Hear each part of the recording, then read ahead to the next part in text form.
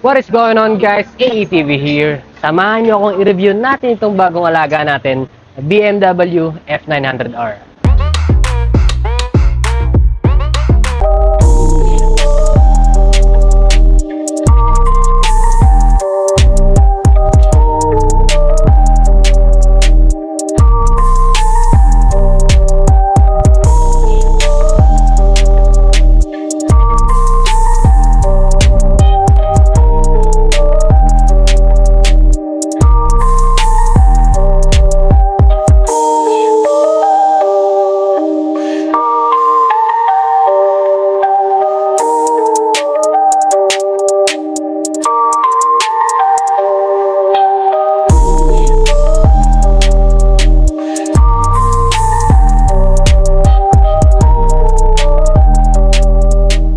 Siyempre, gaya ng dati, simulan natin ang review dito sa makina niya. Gumagamit si BMW F900R ng 895cc displacement, liquid-cooled, parallel twin engine, 4-stroke, 8 valves, may lakas na 105 horsepower at 8,500 RPM, at may sipa na 92 Nm of torque at 6,500 RPM.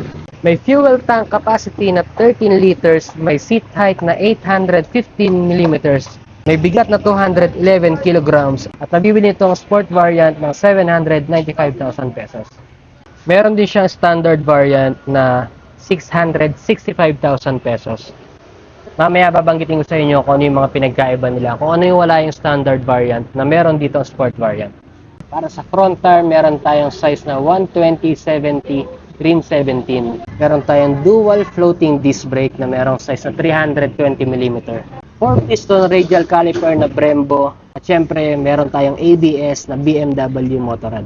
Para naman dito sa front shock, ito yung isang pinagkaiba nila. Yung standard version ay black ang front shock niya.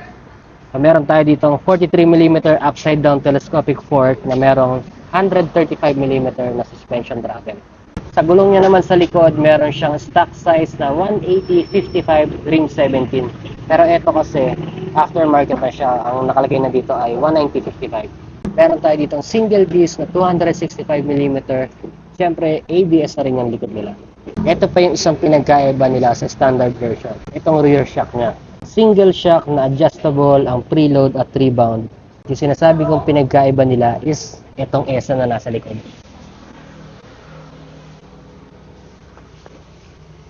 Yan, ito yung ESA na ang ibig sabihin ay Electronic Suspension Adjustment. So, ma-adjust mo siya, gamit lang yung buttons na nandun sa handlebar mo. Mamaya papakita ko sa inyo.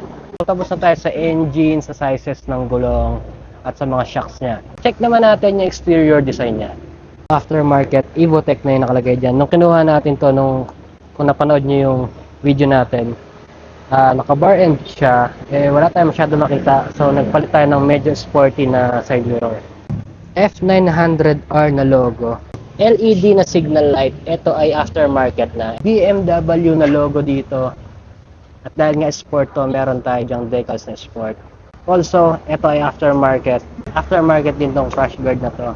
Yung engine niya, may nakalagay din na BMW.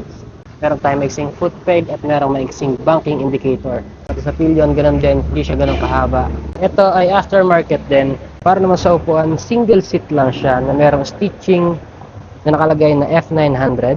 Hindi gaya ng ibang naked bike na like sa Kawasaki, maninipis na yung upuan nila dito. Si F900, nag-stay siya sa ganito ng klase ng upuan para kahit paano, kung meron kayong pillion, komportable pa rin. Grab bar na magkahiwalay. Para naman sa likod, ito ay aftermarket na din. Ang dati niyang rear fender ay mahaba. Na-extend siya hanggang dito. Pag ganun siya.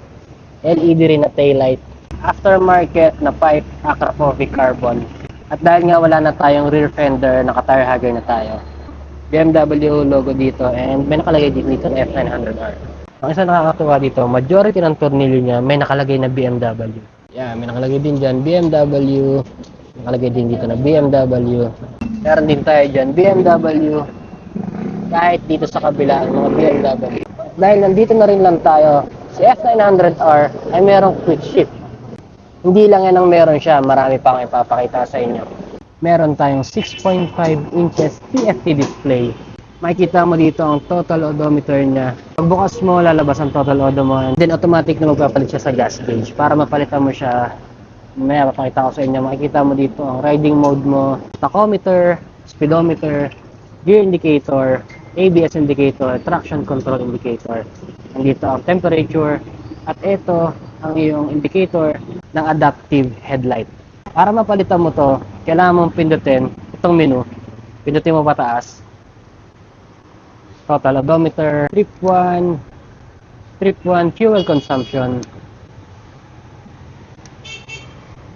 Then makikita mo rin dito kung ilan pa yung kayang takbuhin ng motor mo.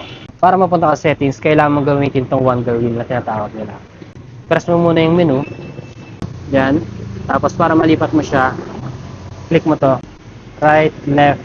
Yan, nagbabago siya. So, umpisahan natin dito sa my vehicle. Para mapunta ka dyan sa my vehicle, click mo lang ulit yung menu. Yan, makikita mo.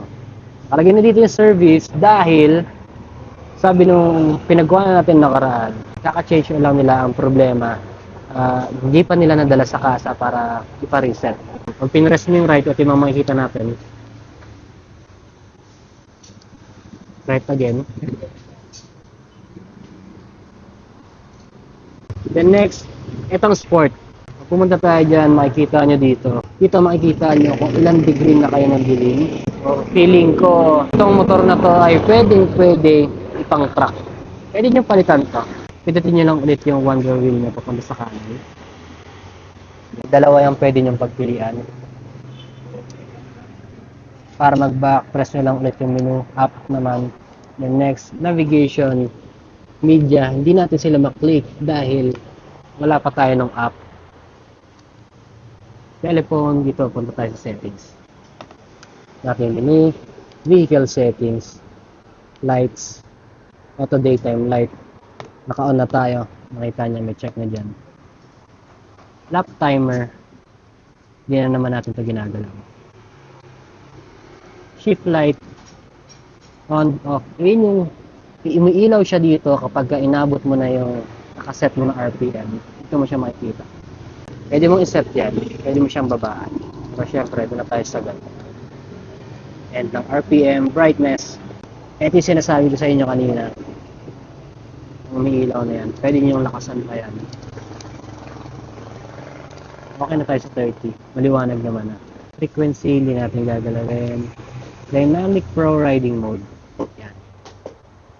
Wala nito si standard version. Itong si Sport lang ang meron. Pwede siyang i-set up into 3 levels. Dynamic throttle response natin ay kasagad. Sa DTC, ito yung dynamic traction control, sagad din. ABS, level 1 lang. Ayan yung settings natin. System settings.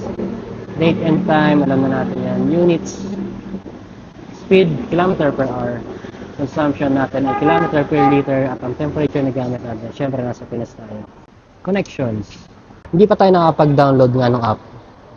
So, once na ma-download natin, testing natin to, magkakaroon tayo ng ride. Para sa display naman, brightness, 60% lang dahil nga maliwanag na siya. Hindi ko na siya masyadong ginagalaw.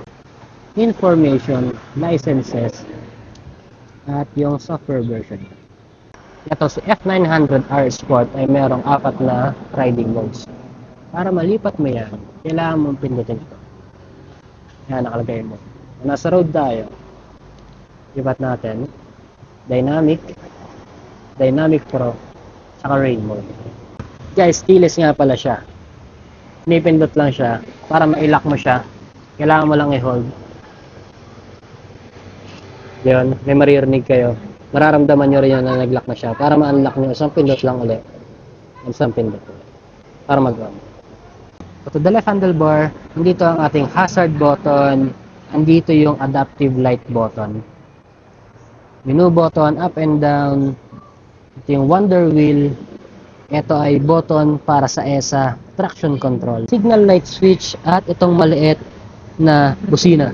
Dito naman sa taas ang ating high beam and low beam. Nandiyan na din ang passing light. Meron tayo dito adjustable na clutch lever. The right handlebar, nandito ang riding mode button, kill switch button. Yun lang ang meron sila dito sa aftermarket na to. Ito yung stock na. Pagkaka sa inyo. Yan. Adjustable din na brake lever. Kalimutan ko ipakita sa inyo kung paano patayin yung traction control at paano gumagana itong ESA.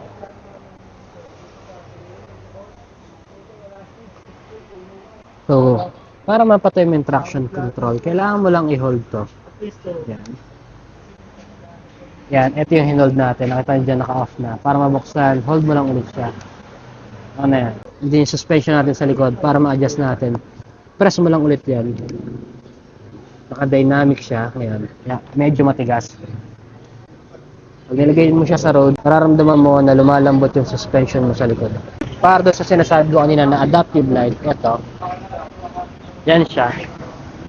Pag pinatay natin yan, ganyan nangyari. Ganyan lang siya. Pag adaptive light ang gamit natin, automatic na nag-a-adjust siya. Kaya ang itsura niya, pag naka-high beam, ito naman siya. Nasa ilalim. May R din pala siya dito sa gitna. This one is also aftermarket guys, ng windshield na to. Signal light din ito itsura niya. Seat height check, merong 815mm ng motor na to. I am 5'9", 77 kilograms at ganito ang itsura natin. Hindi tayo flat-footed, pero abot na abot natin. Medyo nakabuka ka pa tayo dahil sumasabi tayo. Yun lang, soundcheck tayo. Kaya nandito tayo ngayon dahil hindi tayo makapag-soundcheck sa bahay. So, may guest tayo. Siya bubomba nito. Siya magsa-soundcheck nito. Dito si Don. Ganito Don. Follower natin to eh. So, baka meron kang gustong i-shoutout dyan. Mga tropa natin dyan. At para sa mga tropa ko dyan, si Mitoy Lagunay. Diyan ka lang muna ha. Start na natin. Ikaw bumomba.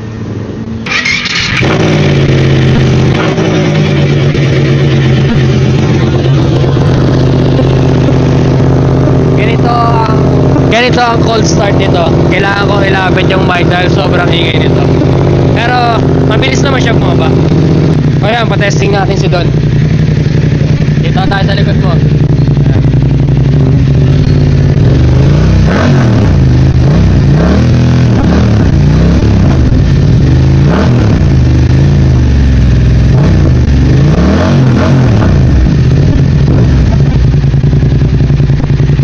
Try natin mag red light, saglit lang.